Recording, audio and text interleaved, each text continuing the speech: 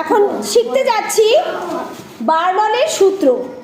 Burnley scientist বলেছিলেন যে, আচ্ছা এই সূত্রটা মানুষ আমাকে একটু বলো। কোনো গ্যাস, হ্যাঁ তরল, হ্যাঁ বেগ যদি বেশি তরল বা কোনো গ্যাস বা তরল, বেগ যদি বেশি থাকে তার গতিবেগ যদি বেশি থাকে তার চাপ কম হয়। তার চাপ কম হয়। এবার এটা এক্সপেরিমেন্ট করে দেখাবে সায়ন ধর এক্সপেরিমেন্ট করে দেখাচ্ছে। দেখতে পাচ্ছ ও কাগজটা ঝুলে আছে, এবার ও ফু দিচ্ছে। দাও ফু দাও। ফু দিলে দেখো কাগজটা সোজা হয়ে যাচ্ছে, তাই তো? তাই তো কাগজটাতে আবার একটু দেখে নিই কিভাবে করছে। দেখি কাগজটাতে ফু দিচ্ছে, কাগজটা সোজা। ও বা একেবারে সোজা হয়ে গেছে রে। আরে বাবা রে। আচ্ছা এটা আমাদের এক্সপ্লেন করতে আসছেন আমাদের অনিকেত। আসো এক্সপ্লেন করো, এক্সপ্লেন করে দাও এটা যে কেন এক্সপ্লেনেশনটা দাও।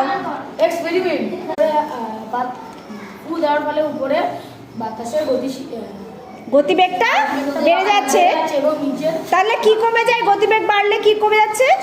চাপটাও। তাহলে কাগজের উপরে চাপ কমে যাচ্ছে, তাহলে চাপটা কোথায় বেশি আছে?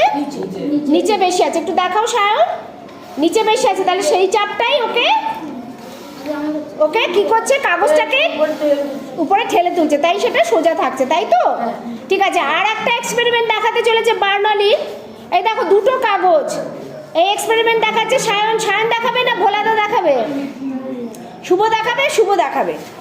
শুভ দেখাও। দুটো কাগজ, মাঝে ফাঁক আছে। এবার কি করছে? শুভ করো।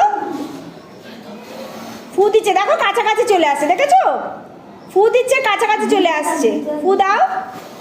হ্যাঁ, ফু দিলেই কাছাকাছি চলে আসছে। আচ্ছা এবার আমার এটা এক্সপ্লেন করবে জয়ন্ত। এক্সপ্লেন করো তো। জয়ন্ত আসছে, এটা এক্সপ্লেন করছে, বলো। যখন কাগজ দুটি মানে মাঝখানে যখন দিচ্ছে তখন সেখানে বায়ু আছে। বায়ুর গতিবেগ তখন কি হচ্ছে? কমে যাচ্ছে। ফু দিলে গতিবেগটা কমে যাচ্ছে। ফু দিলে গতিবেগটা বেড়ে যাচ্ছে, তাই না? তাহলে চাপটা কি হচ্ছে? কমে যাচ্ছে।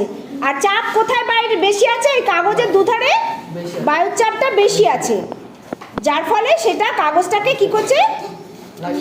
হ্যাঁ, ঠেলা দিচ্ছে, যার ফলে কাগজগুলো একসাথে লেগে যাচ্ছে। ঠিক আছে, এই এক্সপেরিমেন্ট দুটো করলো।